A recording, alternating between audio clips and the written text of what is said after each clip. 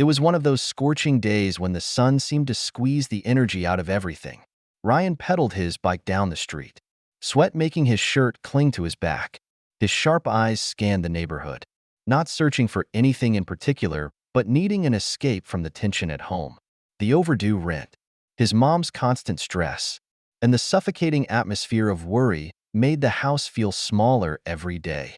As Ryan rounded a corner, he noticed an older man struggling with thick black cables sprawled across the grass and partially onto the street.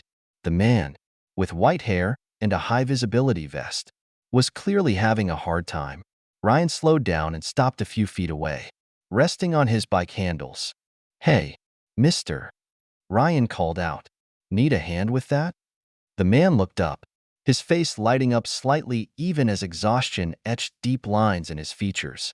"Yeah, I could use some help," he replied, nodding. "These cables aren't getting any lighter." Ryan set his bike down and jogged over. The man handed him a pair of gloves. "Name's Martin," he said. "And you are?" "Ryan," he replied, sliding the gloves on. They were a little too big, but they'd do. Martin chuckled. "Ryan, huh, looks like we're meant to work together. All right, let's get these cables moved." The two of them grabbed the cables, and Ryan grunted as he lifted his end. The weight caught him off guard. It was heavier than it looked, and the sun beating down on them only made it worse. Martin adjusted his grip, and together they inched forward. Ryan's arms shook under the strain, but he didn't want to give up. Across the street, a couple of neighbors were watching. One, a woman in a bright pink house dress, had her arms crossed and her mouth twisted in disapproval. "What's that boy doing with those cables?" she muttered to the man beside her, who simply shrugged but kept watching. Ryan's cheeks burned. He focused on the cables, pretending not to hear them. Martin, noticing Ryan's discomfort, nodded encouragingly. "Doing good, kid. Just a bit more." Step by step, they moved the cables, the scraping sound against the pavement echoing in the street. Finally, as they were about to finish, a man in a dark blue uniform, one of the neighborhood security guards, approached. "Hey, what's going on here?" the guard called, his voice sharp. Martin straightened.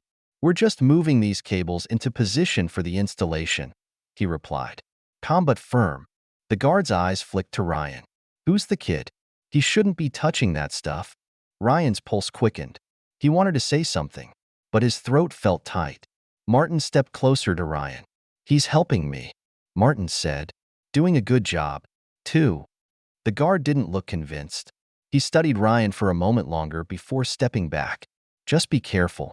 Don't want any accidents." As the guard walked away, Ryan let out a breath he hadn't realized he was holding. Martin patted his shoulder. "Don't mind him, kid. You did good. People get worked up over nothing sometimes." Ryan managed a small smile. "Thanks, Mr. Martin." Martin pulled a couple of dollars out of his pocket and held them out. "Here, for the help." Ryan shook his head.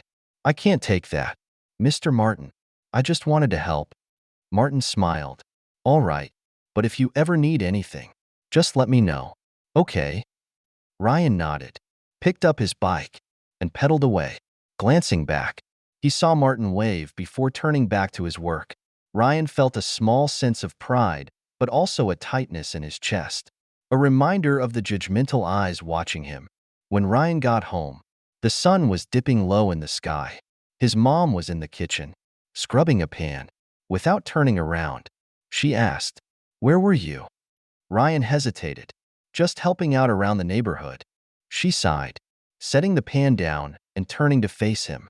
Her tired eyes softened when she saw his sweaty face and weary expression. "You have to be careful out there, Ryan. People don't always see the good in you." "I know, Mom," Ryan said, looking at the floor. "I just wanted to help." She rested a hand on his shoulder. "I know, baby, but we've got enough going on without you getting into trouble. All right?" Ryan nodded. "Yeah, I get it." She kissed his forehead, and he retreated to his room, leaning against the door. The weight of the day settled on him.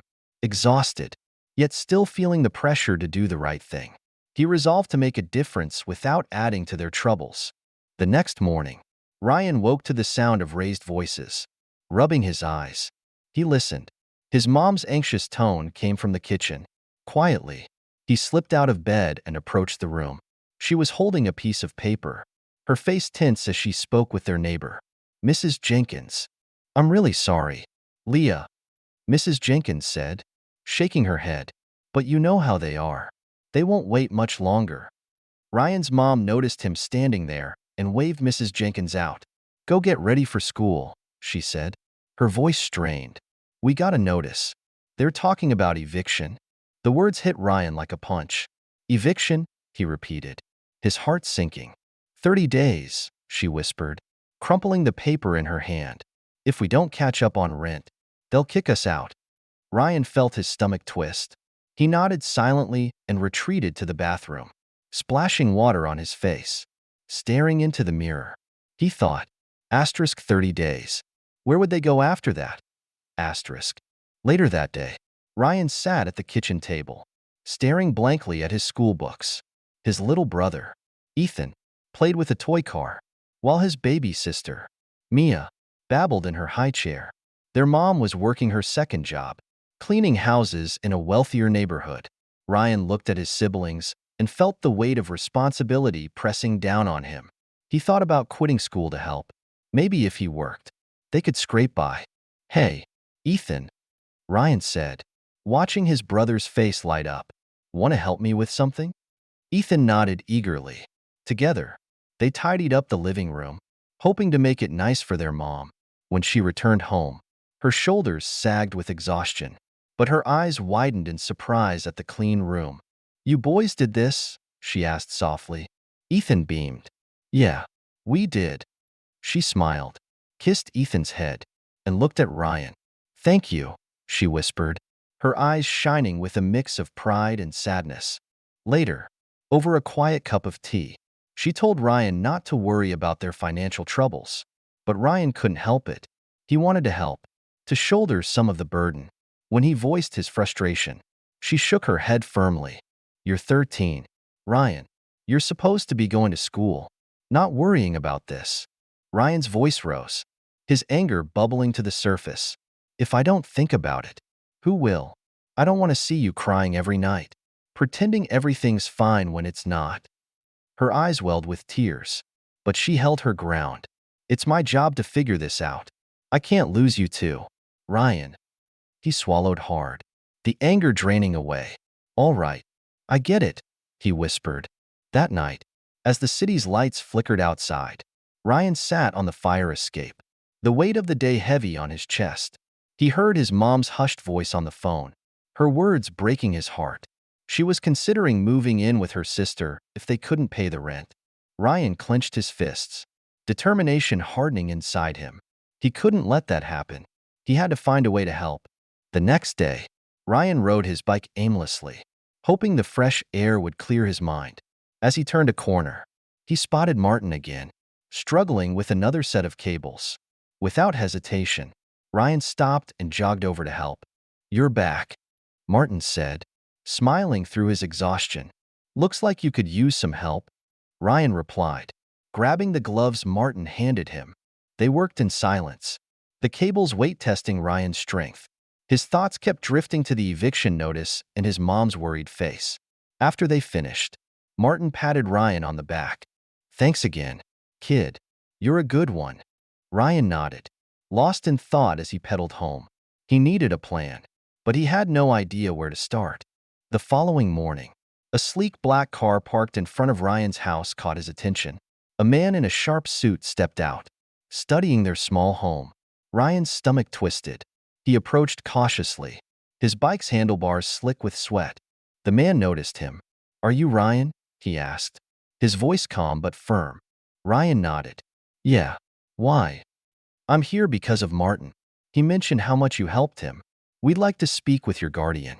Ryan hesitated, then told the man his mom wasn't home. The man handed him a business card. Tell her to call me. It's important. When Ryan's mom returned, he showed her the card. She frowned, skepticism clear in her tired eyes, but promised to call. The next day, she paced the kitchen nervously before making the call. Ryan strained to hear snippets of her conversation, his heart pounding. When she hung up, her face was pale but hopeful. "They're offering you a scholarship, Ryan," she said, her voice trembling, "and $5,000 to help us catch up on rent." Ryan stared at her, disbelief written across his face. Why would they do that? Tears filled her eyes. "Because you helped someone, Ryan. You did something good, and someone noticed." From that moment, things began to change. His mom's shoulders seemed lighter, and the eviction notice on the counter no longer loomed like a threat. Ryan attended scholarship support classes, learning about opportunities he'd never considered before. Martin invited him to observe the crew's work, teaching him the value of hard, honest labor. Slowly, Ryan began to believe in a future where things could be better for him and his family. The road ahead wasn't easy, but Ryan was ready. He had a newfound sense of purpose and a community of people who believed in him. As he stood on the fire escape one evening, staring at the city lights, he felt a spark of hope he hadn't felt in years. Whatever came next, he was ready to face it head on.